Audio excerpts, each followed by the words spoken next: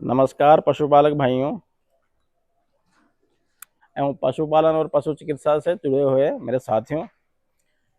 देखिए, पहले तो मैं अपना जो है परिचय करवा दूं। मैं डॉक्टर भरत सिंह, पशु चिकित्सा अधिकारी, पशुपालन विभाग, राजस्थान सरकार, पशु पोषण विशेषज्ञ एवं डेयरी फार्मिंग कंसल्टेंट।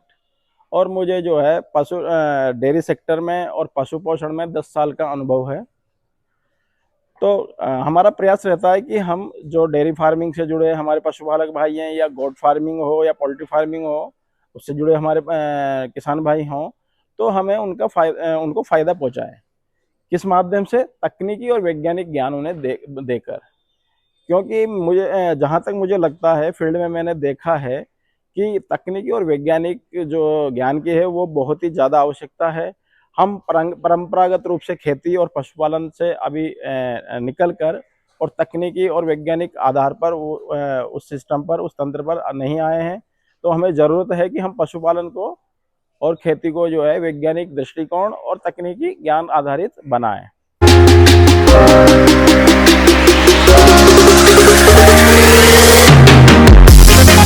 तो देखिए, जो अपने डेयरी फार्मिंग में समस्याएं आती है या पशुपालन में क्या क्या हमें समस्याओं का सामना करना पड़ता है, वो हम आज के जो इस वीडियो में डिस्कस करेंगे। दूसरा अपना रहेगा कि प्रॉपर मैनेजमेंट, जो उचित प्रबंधन है डेयरी फार्मिंग का, वो किस तरह से रहे, किस तरह से हो, किन किन बातों का हम ध्यान रखें, और जो है चरणबद्ध तरीके से हम एक एक स्टेप को लेंगे।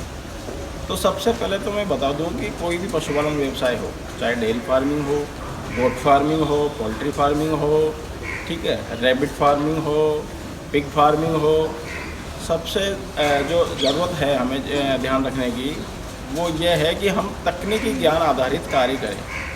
वैज्ञानिक पद्धति से हम इस व्यवसाय को करें, पशुपालन व्यवसाय को। तो एक तकनीक और वैज्ञानिक आधारित जो ज्ञान लेकर अगर हम शुरुआत करेंगे तो हम कहीं नुकसान नहीं उठाएंगे।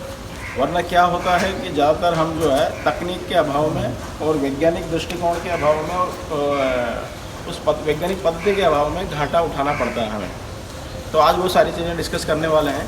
सबसे पहले तो देखिए, जो पशुपालन में या डेयरी फार्मिंग, आज डेयरी फार्मिंग की चर्चा कर रहे हैं हम, तो डेयरी फार्मिंग में जो 4 स्तंभ हैं, पशुपालन के 4 स्तंभ हैं, वो 4 स्तंभ कौन से हैं? पहला स्तंभ है हाउसिंग, आवास।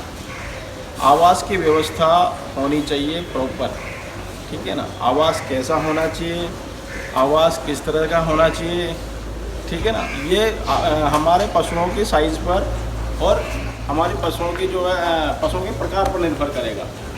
जैसे हमें डेयरी के लिए कैसा आवास होना चाहिए और पोल्ट्री के लिए कैसा आवास होना चाहिए, ठीक है ना। गोट फार्मिंग में कैसा आवास होना है, सबका अलग अलग है, ठीक है।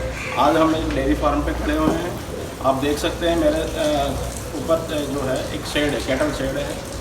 तो ये आवास किस तरह का आप देख सकते हैं। तो ऐसा नहीं है आपको पक्का आवास की ज़रूरत हो।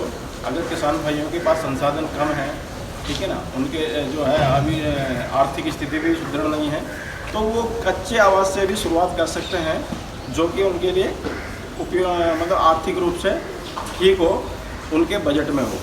ज़रूरी नहीं है पक्का आवास हो, ठीक है ना। तो आपको बता दें कि सबसे पहले तो हाउसिंग, आवास क्यों ज़रूरी है? क्योंकि जो है पशु हर वातावरण में रहेगा, सर्दी में रहेगा, गर्मी में रहेगा, बरसात में रहेगा। तो वातावरण का उत्पादन पर, उसकी बढ़ोतरी पर और उसके स्वास्थ्य पर विपरीत प्रभाव ना पड़े, इस वजह से आवास महत्वपूर्ण हो जाता है। दूसरा जो है हमारा है आवास के बाद जो नंबर आता है ब्रीडिंग का।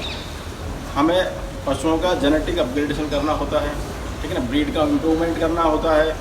तो हमें ब्रीड इम्प्रूवमेंट पे, ब्रीडिंग सिस्टम पर ध्यान देना होगा, ठीक है ना।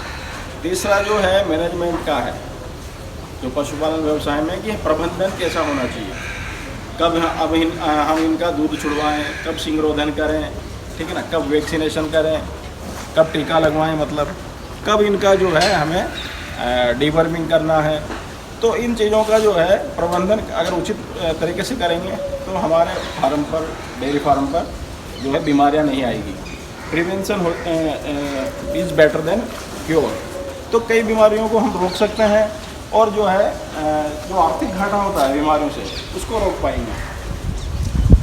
चौथा जो स्तंभ है महत्वपूर्ण स्तंभ है, क्योंकि पशुपालन व्यवसाय का जो 70 से 80% आर्थिक जो पैसा है, जो 70 से 80% जो खर्चा है वो इसी पर व्यय होता है, इसी मद पर व्यय होता है, और वो है न्यूट्रिशन या आहार या उसको बोलेंगे पशु पोषण।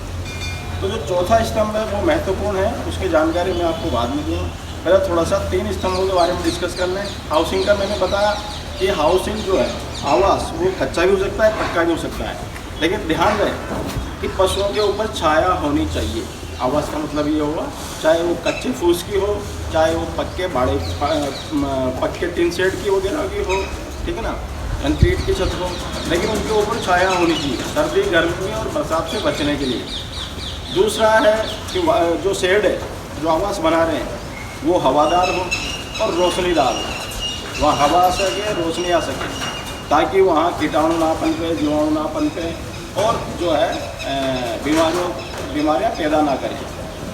आवास स्वच्छ हो, सबसे बड़ी बात है कि आवास को स्वच्छ रखें हम, ठीक है ना, वहाँ पानी इकट्ठा ना हो, खड्डे गड्ढे वगैरह ना हो, या नुकीली चीज़ें ना हो, ताकि पशु जो है चोटिल हो। दूसरी बात, आवास का जो है हर पशु का अलग अलग होता है साइज़ के हिसाब से। छोटे पशुओं को आवास की कम आवश्यकता है, बड़े पशुओं को ज़्यादा आवश्यकता है आवास की।